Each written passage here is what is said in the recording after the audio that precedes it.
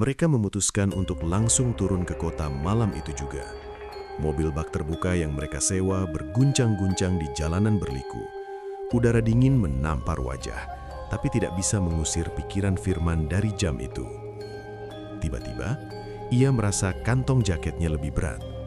Saat dicek, jam itu bergerak. Jarumnya berputar cepat, lalu berhenti di alamat rumahnya yang tertera pada label kecil di bagian belakang jam. Sesuatu yang tidak pernah ia buat. Beberapa jam kemudian mereka tiba di rumah masing-masing. Firman masuk ke rumah dalam keadaan lelah. Ibunya yang sudah tidur tidak menyadari kedatangannya. Namun saat ia melewati ruang tamu, Firman terhenti. Di meja ada segelas teh panas yang masih mengepulkan asap. Ia belum pernah membuatnya. Ibunya juga tidak mungkin. Ibu Firman tidur sangat cepat kalau malam. Lebih aneh lagi, di sebelah gelas itu terletak foto lama kakaknya dengan jam hitam yang sama di pergelangan tangan. Tapi di foto itu, jarum jam menunjukkan pukul 12. Sebelum Firman sempat memikirkan lebih jauh, terdengar bisikan di belakangnya. Akhirnya, kita pulang. Udara di dalam rumah tiba-tiba menjadi dingin seperti di puncak gunung. Jam di tangannya berdetak keras. Tik-tok, tik-tok. Padahal jarumnya tidak bergerak sama sekali. Firman menutup mata, berharap ini hanya lelah dan halusinasi. Tapi ketika ia membukanya lagi, di kaca jendela ia melihat pantulan seseorang berdiri di belakangnya, mengenakan jaket pendaki yang robek di bahu. Firman terpaku di tempat. Nafasnya memburu, tapi kakinya seperti tertanam di lantai. Pantulan di kaca itu semakin jelas. Sosok itu tinggi, bahunya sedikit membungkuk, wajahnya samar karena tertutup tudung jaket. Tapi Firman bisa melihat ada lubang menganga di bagian dada, seolah sesuatu pernah menembusnya. "Siapa?" Suara Firman tercekat. "Loh," sosok itu tidak menjawab. Perlahan ia mengangkat tangannya, menunjuk jam di pergelangan Firman. Jarumnya mulai berputar cepat, memancarkan kilau kehijauan yang membuat ruangan terasa semakin dingin. Firman spontan berbalik, berharap melihat siapa yang berdiri di belakangnya. Tapi kosong, tidak ada siapa-siapa. Namun suara langkah kaki masih terdengar, memutari ruang tamu. Langkah berat, seperti memakai sepatu gunung yang basah. Tuk, tuk, tuk. Langkah itu berhenti tepat di belakangnya lagi. Firman bisa merasakan napas dingin menyapu lehernya. Dalam sekejap, matanya berkunang-kunang. Gambaran mulai membanjiri pikirannya. Ia melihat kakaknya bersama seorang teman berjalan di jalur sempit Gunung Lawu 5 tahun lalu. Mereka terlihat panik, seolah ada sesuatu yang mengejar. Lalu terdengar teriakan. Sosok hitam melompat dari balik pepohonan dan gambarannya terputus. Firman tersentak. Keringat dingin membasahi punggungnya. Jam di tangannya kini menunjukkan tanggal hari kakaknya dinyatakan hilang. Ponsel Firman bergetar di meja. Nomor tak dikenal. Ia mengangkat dengan tangan gemetar. "Firman." Suara itu serak, berat, tapi ia mengenalnya. "Tolong, jangan biarkan dia marah. Dia mau pulang." Sebelum Firman sempat bertanya, sambungan terputus. Layar ponselnya gelap, dan saat menyala lagi, foto wallpapernya berganti menjadi foto kakaknya, diambil di jalur pendakian yang sama dengan kilasan tadi. Firman memutuskan untuk masuk ke kamarnya, menutup pintu rapat-rapat. Ia duduk di tepi ranjang, mencoba mengatur napas. Tapi dari sudut matanya, ia melihat sesuatu bergerak di bawah meja belajar. Perlahan, ia menunduk. Sepasang mata pucat menatapnya dari kegelapan. Bibir sosok itu bergerak, membentuk kata tanpa suara. "Giliranmu." Lampu kamarnya tiba-tiba mati. Firman tidak tidur semalaman. Lampu kamarnya dibiarkan menyala, tapi itu tidak banyak membantu. Bayangan dari bawah meja itu masih membekas di kepalanya. Kata "giliranmu" terus terngiang di telinganya. Pagi itu, ia memutuskan untuk menemui Tama dan Tio di warung langganan mereka sepulang sekolah. Udara siang terasa panas, tapi entah kenapa, Firman merasa kedinginan dari ujung kaki sampai leher. Tio sudah duduk sambil mengunyah gorengan, sementara Tama meneguk teh hangat. Begitu melihat Firman, ekspresi mereka langsung berubah. "Man, lu pucat banget," kata Tama. "Lu sakit?" tambah Tio. Firman menelan ludah. "Ada yang mau gue ceritain, tapi janji dulu, lu berdua jangan anggap gue gila." Mereka saling pandang, lalu mengangguk. Firman mulai menceritakan semua kejadian semalam. Pantulan di kaca, suara langkah, kilasan wajah kakaknya, panggilan telepon misterius, hingga sosok yang bersembunyi di bawah meja. Tak satu detail pun ia lewatkan. Begitu cerita selesai, Tama membeku. Tangannya yang memegang gelas mulai bergemetar. Tio mencoba tertawa, tapi tawanya terdengar kering. "Lu yakin gak lagi ngimpi, Man?" Firman menatapnya tajam. "Lu pikir gue mau bercanda soal beginian?" Tepat saat itu, terdengar bunyi krek pelan. Gelas di tangan Tama retak perlahan, padahal ia hanya memegangnya dengan ringan. Air teh panas menetes ke meja, membentuk pola aneh, menyerupai jalur pepa pendakian. Tama menganga. "Gue gak mecahin ini." Firman mendekat, menatap pola itu dengan napas tertahan. "Ini jalur Cemoro Sewu, Lawu." Sore harinya Tama mengirim pesan. Ia mengaku mendengar suara di kamarnya. Langkah kaki seperti seseorang menyeret sesuatu di lantai. Malamnya Tio ikut mengirim chat. Ia menemukan tanah basah tercecer di lantai kamarnya. Padahal seharian penuh ia tidak keluar rumah. Firman membaca semua pesan itu sambil menatap jam di tangannya. Jarum detiknya kembali berputar terlalu cepat. Ia yakin apapun yang mengikutinya dari Lawu kini telah mengikat mereka bertiga.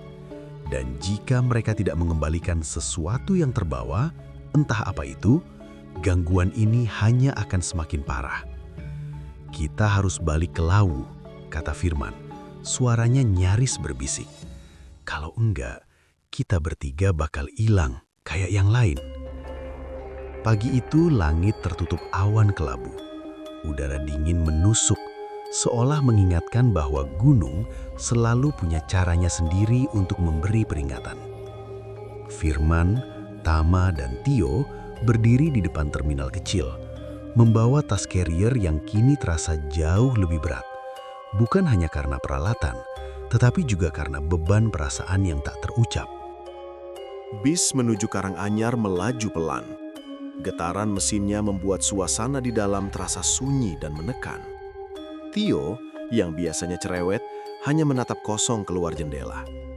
Tama mencoba membuka percakapan, tapi suaranya terdengar serak. "Kita yakin mau kesini lagi?" Firman menatap lurus ke depan. "Kalau kita nggak balik, gangguan itu nggak akan berhenti. Kalian juga tahu itu." Base camp Cemoro Sewu tampak sepi.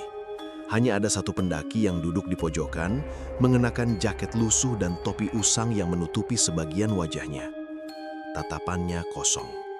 Namun saat mereka melintas, pendaki itu berbisik lirih, nyaris tak terdengar. "Kalian sudah terlambat." Mereka bertiga saling menatap. "Lo denger nggak barusan?" bisik Tama. Firman mengangguk, lalu pura-pura sibuk mengisi data di meja registrasi.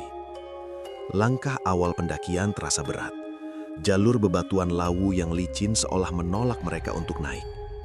Baru 1 jam berjalan, Tio mulai merasa ada yang janggal. "Man, lo ngerasa nggak? Jalur ini kayak beda sama kemarin. Padahal ini jalur resmi, tapi tikungan dan tanjakannya terasa asing." Tama ikut menimpali. "Kemarin di sini ada pohon besar tumbang, sekarang nggak ada, kayak nggak pernah ada sama sekali." Di pos 2, kabut turun tebal.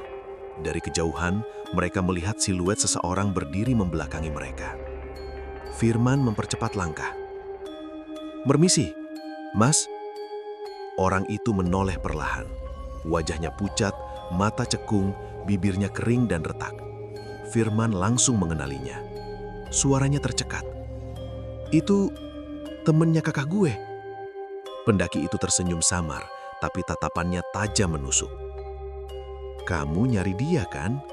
Aku bisa nunjukin, tapi kamu harus ikut sampai ke sana." Ke sana?" Suara Tama gemetar. Pendaki itu hanya mengangguk, lalu berbalik menyusuri jalur yang tidak tercantum di peta resmi. Tio berbisik cepat. "Man, ini gila. Kita nggak tahu dia beneran orang atau..." Firman memotong. "Gue harus tahu. Kalau dia bener temennya kakak gue, ini satu-satunya petunjuk." Mereka bertiga akhirnya mengikuti. Kabut semakin pekat. Bau tanah basah bercampur dengan aroma anyir yang menyengat hidung. Pendaki itu berhenti di sebuah tanah lapang kecil yang dikelilingi pohon pinus. Ia menunjuk ke sebuah gundukan tanah yang hampir tertutup akar-akar menjalar. "Dia di sini, dan satu lagi di sebelahnya." Firman maju dengan lutut gemetar. Di balik lapisan tanah yang terkelupas, tampak sisa kain jaket yang sangat ia kenal. Jaket itu milik kakaknya. Firman jatuh berlutut, tangannya bergetar, dadanya susak, air matanya pecah tanpa bisa ditahan. "Gue akhirnya nemuin lo juga." Tama dan Tio berdiri membisu, masih berusaha mencerna apa yang baru saja mereka saksikan. Firman tetap berlutut, menatap gundukan tanah yang setengah tertutup akar pinus. Tio menelan ludah. "Man, kalau itu beneran kakak lo yakin mau gali di sini?" Firman mengangguk tanpa ragu. "Gue nggak bisa ninggalin dia di sini. Gue mau bawa dia pulang." Pendaki misterius itu hanya berdiri diam, kepalanya sedikit miring, seolah memperhatikan sesuatu di belakang mereka. Tama melirik gelagatnya, lalu berbisik pelan. "Man, lo nggak ngerasa dia aneh? Dari tadi dia nggak pernah nyebutin nama lo atau nama kakak lo. Kayak dia udah tahu semuanya dari awal." Tio akhirnya menyerah. Ia mengambil cangkul kecil dari tas carrier. Suara logam menghantam tanah basah terdengar berat. Setiap ayunan mengeluarkan aroma anyir bercampur bau busuk yang menusuk hidung. Tama mundur selangkah. Ini udah nggak beres. Firman terus menggali dengan napas memburu. Hingga akhirnya, duk! Cangkul itu membentur sesuatu yang keras. Tanah disibakan perlahan. Tampak tulang belulang kaki yang terikat tali, sudah rapuh dimakan waktu. Di sebelahnya, tergeletak tas carrier robek dengan patch logo komunitas pendaki yang dulu diikuti kakaknya. Firman langsung terduduk lemas. Ia menutup wajahnya dengan kedua tangan. Itu beneran dia. Namun saat ia hendak mengangkat tas tersebut, pendaki misterius itu tiba-tiba bersuara dengan nada dakar. "Jangan. Kalau kau bawa pulang, mereka akan ikut." Tama dan Tio saling berpandangan. "Mereka? Maksud lo apa?" Pendaki itu hanya tersenyum. Dari balik kabut terdengar bisikan-bisikan samar, seperti banyak suara berbicara bersamaan, tapi tak satu pun bisa dipahami. Kabut menebal, suhu turun drastis. Akar-akar pohon di sekitar mereka bergetar, seolah merespon sesuatu yang tak terlihat. Tio mulai panik. "Gue nggak mau mati di sini, Man. Kita harus pergi sekarang." Firman berdiri perlahan, namun matanya masih terpaku pada jasad kakaknya. "Aku nggak bisa ninggalin dia." Pendaki misterius itu melangkah mendekat. Wajahnya kini terlihat jelas di sela kabut. Kulit pucat, mata cekung, dan tidak ada bayangan di bawah kakinya. "Kalau kau ambil dia, mereka akan mengambil kalian." Tiba-tiba, tawa aneh terdengar dari segala arah. Semakin keras, semakin dekat. Tawa itu seolah berputar mengelilingi mereka. Kabut kini begitu tebal hingga jarak pandang tak lebih dari 1 meter. "Lari, sekarang!" teriak Tio. Tanpa pikir panjang, mereka bertiga melesat meninggalkan gundukan tanah itu. Pendaki misterius tadi tidak mengikuti, atau mungkin menghilang begitu saja di dalam kabut. Firman yang berada di depan berusaha mencari arah dengan kompas di tangannya. Namun jarumnya berputar liar, tak menunjuk ke utara sama sekali. Tama menatap sekeliling. Ini bukan jalur yang tadi. Jalur setapak berubah menjadi tanah berlumpur dengan akar-akar pohon menyembul seperti ular raksasa. "Gue yakin tadi kita lewat batu besar di kiri," kata Tio sambil tersengal. Firman menggeleng. "Sekarang di kanan, jalurnya pindah." Dari balik kabut, muncul siluet seseorang berjalan santai. Mereka semua berhenti. "Jangan-jangan itu pendaki misterius tadi," bisik Tama. Namun ketika siluet itu mendekat, mereka tersadar. Wajahnya kosong. Bukan kosong karena ekspresi, tapi benar-benar tidak ada wajah. Hanya permukaan kulit pucat tanpa mata, tanpa hidung, tanpa mulut. Tio menjerit dan melemparkan batu ke arahnya. Batu itu menembus tubuhnya, seperti menembus asap. Namun siluet itu tetap melangkah dan tiba-tiba berlari ke arah mereka. Mereka bertiga kabur ke arah yang berbeda tanpa sadar. Tama menoleh dan melihat Firman menghilang di balik kabut. "Firman!" Tio juga sudah tak terlihat. Kini Tama sendirian. Napasnya memburu, langkahnya tersandung akar-akar pohon, hampir terjatuh. Dari belakang, suara langkah itu semakin cepat, disertai bisikan. Bisikan yang kini menyebut namanya sendiri. "Tama, Tama, jangan lari."